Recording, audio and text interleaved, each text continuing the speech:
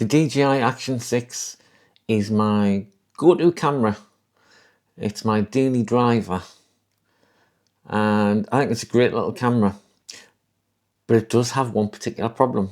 And it's not just this camera, it's the same with other Action cameras as well. Now this one has a particular problem, the DJI Action 6. It has a particularly stiff shutter button. Now that means if you're using this camera for photos and you press, you will inadvertently twist your camera. So even when I was using it on a tripod and just trying it on a selfie stick or tripod and then depressing, it just didn't feel right, didn't feel comfortable at all. It's not fun to use like this for photography. So what I've done is I've bought the Smallrig Photography Grip Kit for the DJI Action 6. Now included in the box, you get the cage, you get the grip itself, a wrist lanyard, the trigger bar, a rubber lens cap,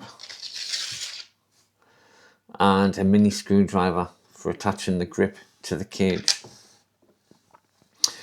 And it's simply a case of just sliding the Action 6 into the cage, closing the cage door and snapping the catch down. Now it immediately strikes me that is the cage and the grip kit as a whole is of really good quality. It's solid, it's robust, and I think it protects where it needs to. It protrudes from all the edges of the camera and only leaving the lens exposed, which is quite easily replaced if it does become damaged. If you're going to use the cage on its own, what the cage does offer you is a cold shoe mount on the top, a 1/4 thread on the top, a 1/4 thread on the side, and an extra quick release mounting point there as well.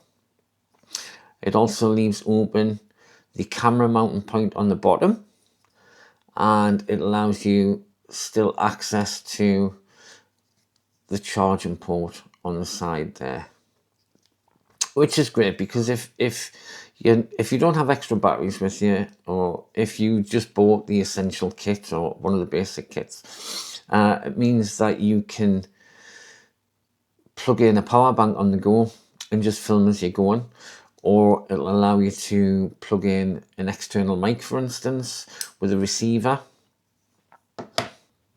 Now attaching the grip itself is very easy. All you do is you locate the pins on the grip handle into the holes on the side of the cage, and using the supplied mini screwdriver, just tighten the screw until it's nice and secure. Attaching the trigger plate is also very easy. It's a cold shoe fitting which goes on the cold shoe mount on the top of the camera cage. And that's how it looks. It's a nice looking bit of kit. You also get a lens cap, a rubber lens cap, just to protect that lens a bit. And it has a place on the bottom just for your mini screwdriver to go. Magnetically sits inside. Now it feels good in the hand. It really does actually. They've put some thought into this. It feels absolutely solid. It feels a better weight just to hold, to carry around. Now when it's completed like this, you do have a cold shoe mount just above the lens. You have a cold shoe mount on the top of the grip there as well. The bottom is still open for your quick release mount, and access to the charging port is there. Now if you want to change your battery, you just articulate the trigger panel, the trigger bar, pop your catch open it up, and that allows you access into your battery. And that's without removing the grip. You don't have to remove the grip. Now, what I love about it is it just feels so good. There is, not sure if you'll see, but there's a notch here, and the back has been cut out a little as well. Now, if you want to just wrap your fingers round and use your thumb for your trigger, that feels great. Also, if you want to use it with your finger onto the trigger, that feels great too. Now, for me, the standout feature on this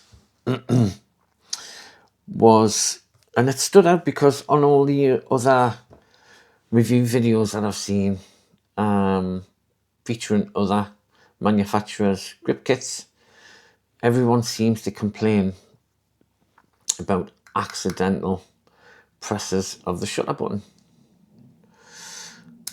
Now, I'll just turn the camera on. You might see yourself. And quick press. You should see that starts recording. And another press turns it off.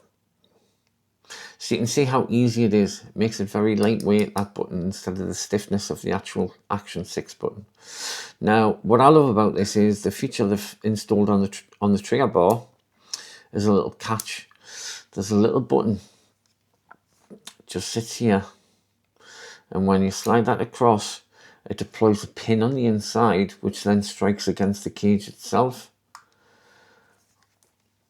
which means that no matter how many times you press that, it just won't start recording or taking photos, so you don't have those accidental presses.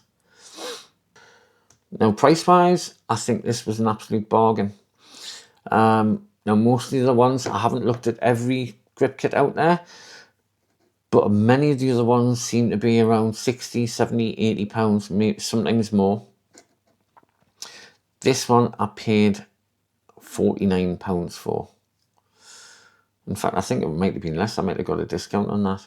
But I checked this morning, I saw it online, £49 for this grip kit. And when you think that the cage alone is around 36, 37 pounds on its own, I think that's a great bargain. And if you're after an ND filter kit, this one from Smallrig is currently £29 on Amazon, reduced to £25, and I got a 10% off that as well, so I paid less than £23 for it. So for the price of a single grip kit from someone else, I've ended up with ND filters and a street grip kit. Now, I was going to head out and take some photographs today, but, you know, British weather being what it is chucking it down and windy.